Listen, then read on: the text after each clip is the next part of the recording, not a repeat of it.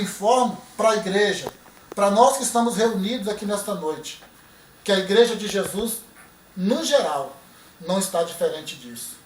Cada um corre a sua corrida, como cavalo que lança na batalha, no ímpeto de vencê-la, e esquecemos realmente do Senhor. Corremos cada um a sua carreira. Esquecemos, acima de tudo, do juízo de Deus.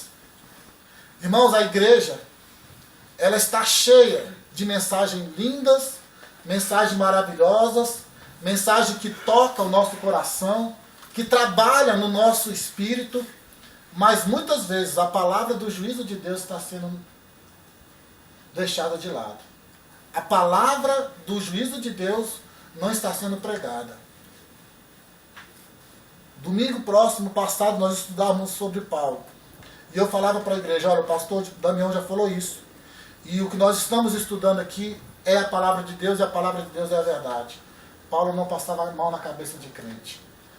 Conhece Jesus? Conhece, pois o caminho é esse. Conhece a palavra? Não, pois a palavra é esta. Você tem que andar nesse caminho. É sim, sim e não, não. O povo de Israel queria apenas o sim de Deus. E para servir de curiosidade para nós, eu estava pesquisando algum tempo atrás, nós temos em torno de 280, 300 vezes um sim na Bíblia. Não chega nenhum por dia, né? Mas nós temos mais de 2.000 não na palavra de Deus. Isso significa que Deus diz muito mais não do que sim. Mas nós estamos insistindo em dizer sim, em ouvir sim para as coisas que é de Deus. Que muitas vezes não é de Deus e estamos nos esquecendo do juízo dele. Que um dia vai acontecer na minha vida. De repente pode ser hoje, amanhã. Eu não sei, mas o juízo de Deus vai vir. E o verso 7 diz, até a cegonha no seu... Perdão. Até a cegonha no céu conhece as suas estações. O momento certo de você agir. O crente tem que conhecer as suas estações. Hoje é para eu pregar na igreja. Amanhã é para eu pregar no exterior. Hoje é para eu me humilhar. Amanhã o Senhor vai me exaltar. É assim que Deus trabalha.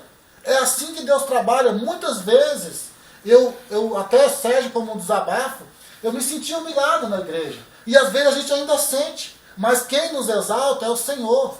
Quantas coisas eu já ouvi, irmãos, ir na minha casa, até isso eu vi até como uma afronta, ir na minha casa perguntar por que o irmão fulano, por que o irmão ciclano, por que o irmão beltrano não gostava de mim. A minha resposta, meu irmão, a minha resposta para você é, eu amo essas pessoas e se elas não gostam de mim, pergunta para elas. Elas é que vão te dar a resposta. Não sou eu. A minha obrigação de crente é amar incondicionalmente.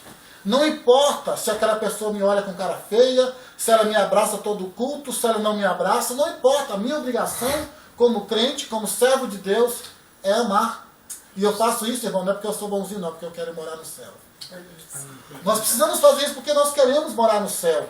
Mas o povo de Israel, o povo de Deus, no geral, não está pensando assim. E o juízo de Deus virá. Até a cegonha no céu conhece as suas estações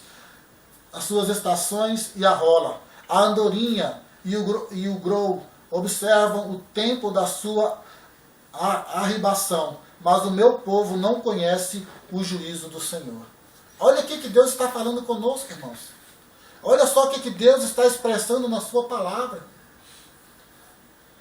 Pensa bem, coloca-se agora, raciocina diante de Deus. Quantas vezes nós paramos para pensar sobre essa questão, sobre o juízo de Deus? Nós só queremos, e não pensamos nisso. Se nós estamos realmente agradando o Senhor, se nós estamos fazendo a vontade dEle, se nós estamos andando na direção dEle, nós precisamos entender isso. Nós achamos, e por causa disso, muitas vezes nós achamos que nós somos sábios, e rejeitamos a palavra de Deus. É o que o versículo 8 vai nos dizer. Como, pois, dizeis, somos sábios, e a lei do Senhor está conosco. O povo de Israel tinha a lei do Senhor. A lei foi entregue para eles. E a palavra de Deus foi entregue para quem? Não foi para os crentes? Não foi para nós? E muitas vezes nós achamos que nós não precisamos ouvir a palavra. Nós não precisamos prestar atenção em nada, porque nós já sabemos de tudo. Quando a palavra de Deus está nos falando, como, pois, dizeis, somos sábios, a lei do Senhor está conosco? É uma pergunta que Deus faz. Pois com efeito, a falsa penha dos escribas. Por falta de conhecimento na palavra, muitas vezes nós caímos no engano dos escribas. Quem são esses hoje? São os pastores, os pregadores, às vezes missionários, aqueles que pregam a palavra de coitadinho, de que vai dar tudo certo no final, quando na verdade ele está te empurrando para o precipício. Nós precisamos ouvir a palavra de Deus e entender aquilo que Deus quer realmente para as nossas vidas. Nós achamos que sabemos tudo e rejeitamos a palavra. Se isso acontecer na minha vida e na sua vida, você vai ser envergonhado. Um dos meus medos de ser pastor era de ser envergonhado. Porque eu tinha pouco estudo, eu não queria estudar, mas eu tinha muita vontade, eu achava bonito.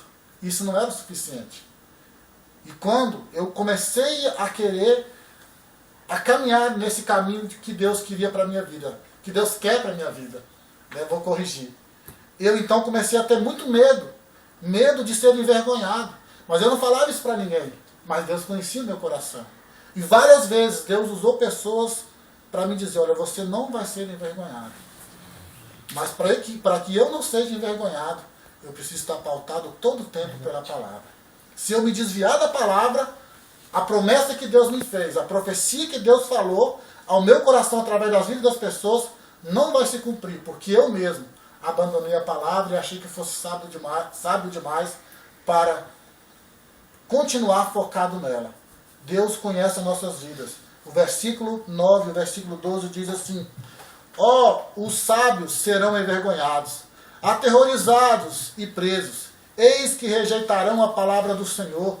Que sabedoria é essa que eles têm? Que sabedoria é essa? Quem rejeita a palavra de Deus? Se eu rejeito a palavra de Deus, que sabedoria é essa? Que sabedoria é essa? O versículo 12 diz assim, serão envergonhados, porque cometem abominações sem sentir, por isso vergonha. Nem sabe que coisa é vergonhar-se. Portanto, cairão com os que caem. Quando eu os castigar, tropeçarão, diz o Senhor.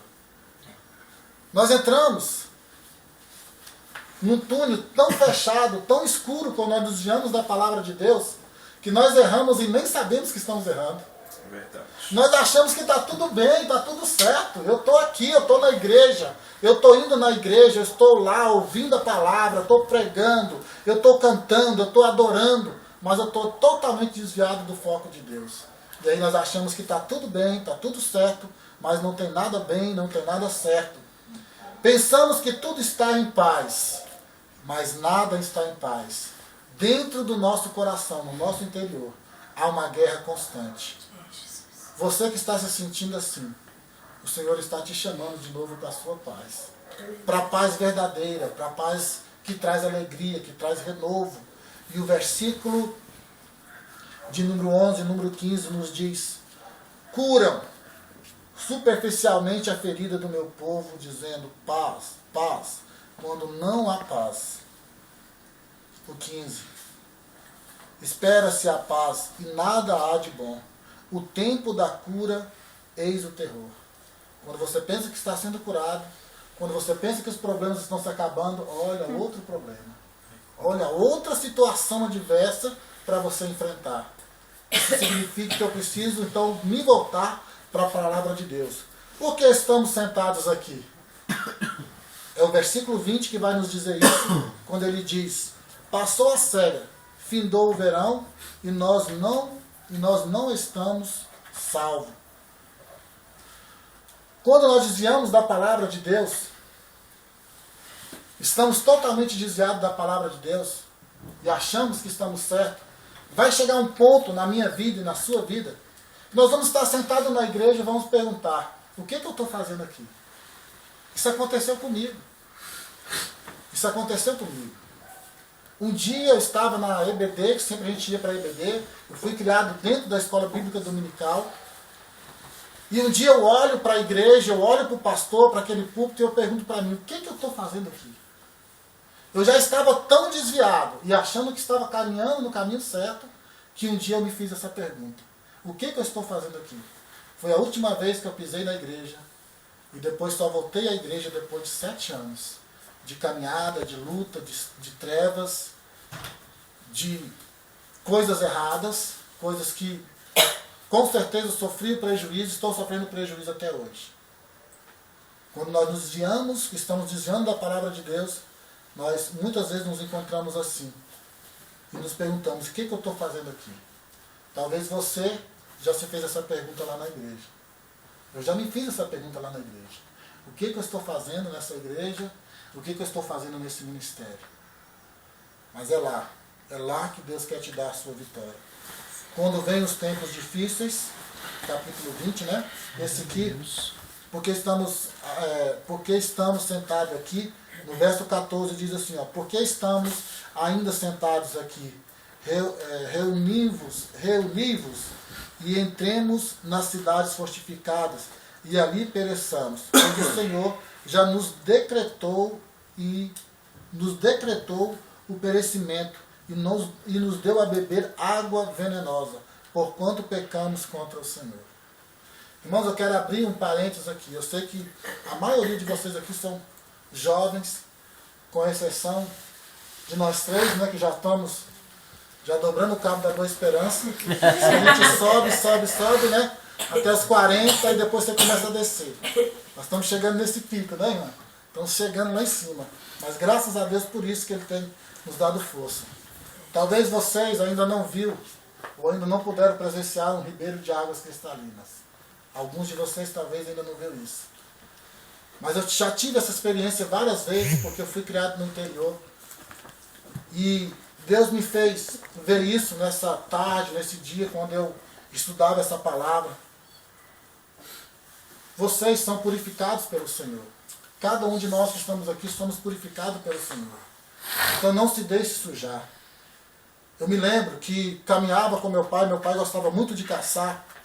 E quando nós passávamos por aquele ribeiro, aquelas águas cristalinas, transparentes, podíamos ver aquelas piabinhas nadando, poderíamos abaixar e tomar aquela água sem nenhum tipo de medo, sem nenhum tipo de cisma.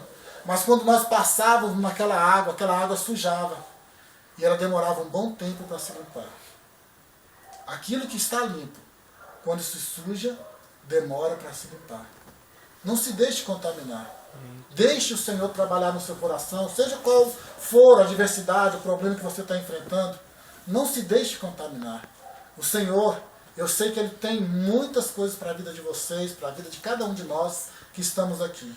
Mas o principal é não deixar se contaminar. É deixar o ribeiro das águas cristalinas do Espírito sempre correr sobre as nossas vidas.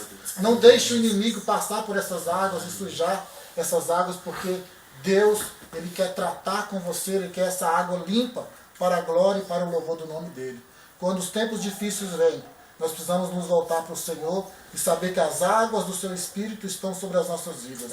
Muitas vezes nós não temos paciência, nós não temos perseverança, nós perdemos o caminho, não sabemos procurar o caminho.